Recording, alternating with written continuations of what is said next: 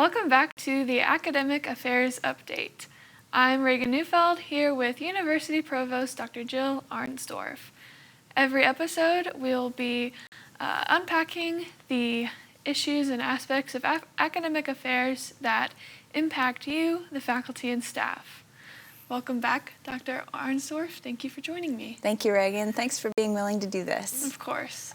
So last time we talked about the 3 priorities that you outlined for this year, and you kind of gave a brief overview of each of those priorities. But today we're going to be diving just a little bit deeper into that first priority, enhancing a results-oriented culture. So why don't you just briefly kind of remind everyone what exactly that goal entails? Great. Thank you, Raegan. So enhancing a results-oriented culture really encompasses all 3 of the priorities and dovetails into each of the 5 strategic plan goals. So I would say it's probably the most important one of these 3. What I'm talking about here when I say enhance a results-oriented culture is really just people thinking about results as part of their work. So what can they individually do, what can they do in their departments and units, and what can the university do as a whole to enhance our results at Fort Hays State University. And results could mean a lot of different things for a lot of different people, but at the end of the day we're here for our students, and so results should tie back to students and their success at Fort Hays State University and beyond. Why don't you tell me a little bit more about how we as a university can really own this goal? Great. So the university, I think, if you think about the whole entire university, that's all divisions, all people. I think the best way for folks to own this goal is to connect some way to the university strategic plan.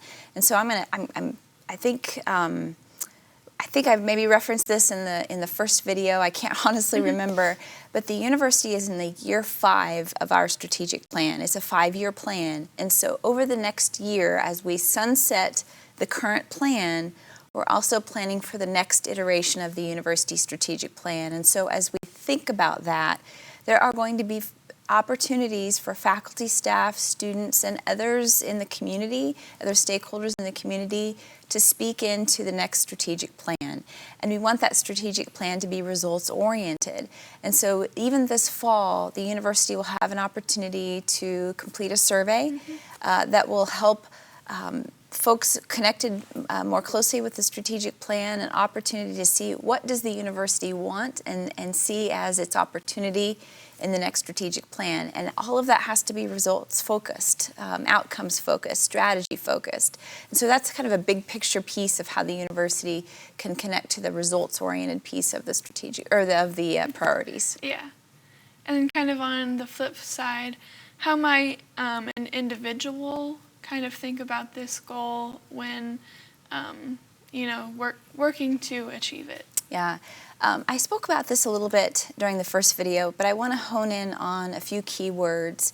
I want folks at the university, whether their role is in academic affairs, even student affairs, administration and finance, the whole university, I hope people can think about their role and their responsibility in that role and really take ownership of that role and be accountable to the components of that role, whether that be a faculty member or a staff member, a student worker, or even a student that's not working on campus. Really think about what's my role at Fort Hays State University and how can I do it to the best of my ability, connecting then to that goal of helping students be successful.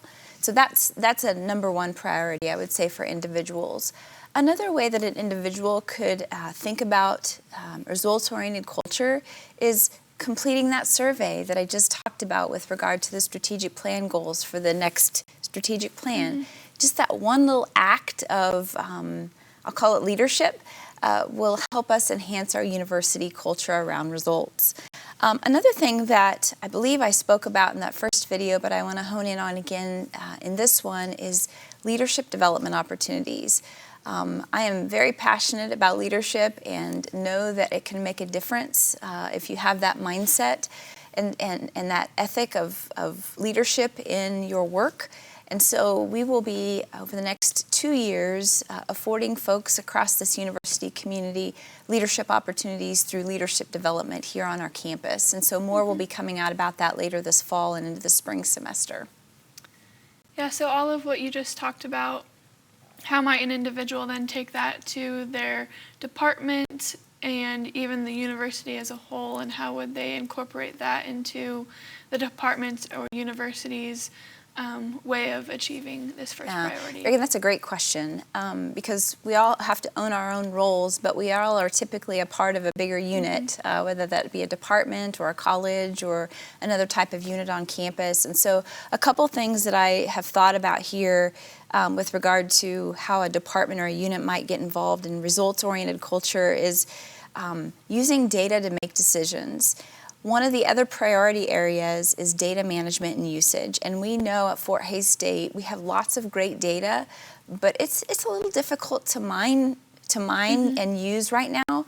And so we are committed in academic affairs and the entire university to find ways and find results in how we help people obtain data and utilize data to make decisions. So I want departments, programs, teams across academic affairs to be using good data to make solid decisions. We will have an opportunity to do that pretty soon this fall. One of the things that the academic units have been thinking about and we've been talking about for quite a few months is program review. And so there's really two parts of the program review that I want to just quickly hone in on today.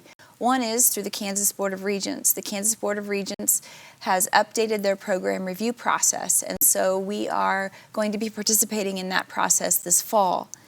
In addition to that KBOR process, the university has had a program review process, and it's really time to revise that process at the university.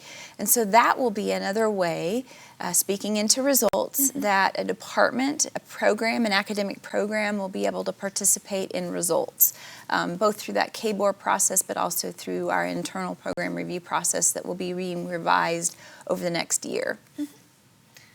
And then you just mentioned a little bit ago how obviously results affect students. What are some of the ways that by faculty and staff focusing specifically on this goal, how will that affect students? Yeah. So I've been working with many people across the university community on our HLC, the Higher Learning Commission assurance argument for our visit this fall. And that very question is something we've been discussing within that assurance argument. How are we using data to get results? And how are those results then impacting our students?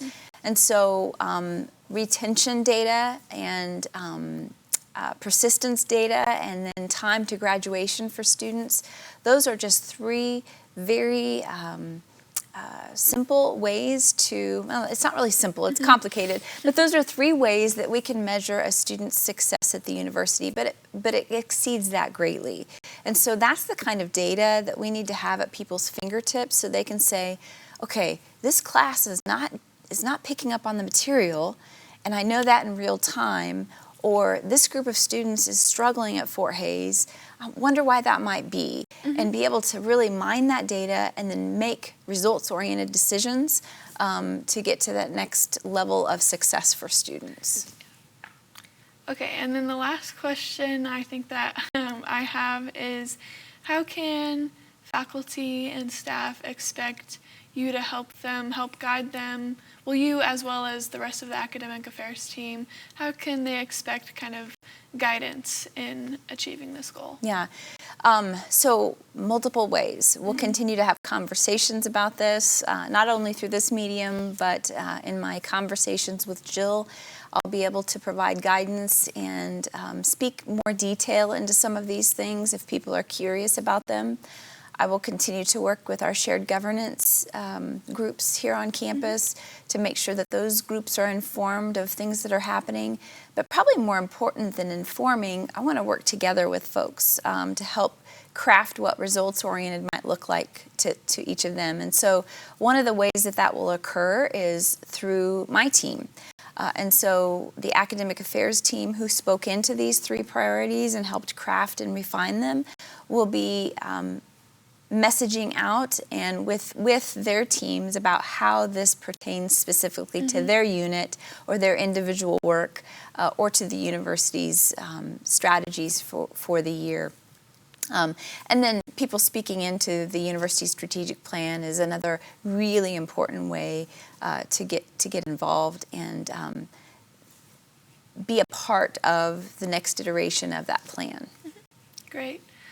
Is there anything else that you wanted to talk about concerning this goal that we may have not mentioned yet? I don't think so, Raegan. One thing that I would offer if folks are watching this, I am always happy to have a conversation, whether that's on the sidewalk or in the hallway or during a meeting or after a meeting about these. If you need more specific information, if something's just not resonating with you or you want more specific understanding of how one of these priorities impacts an individual, I'd be happy to have that conversation.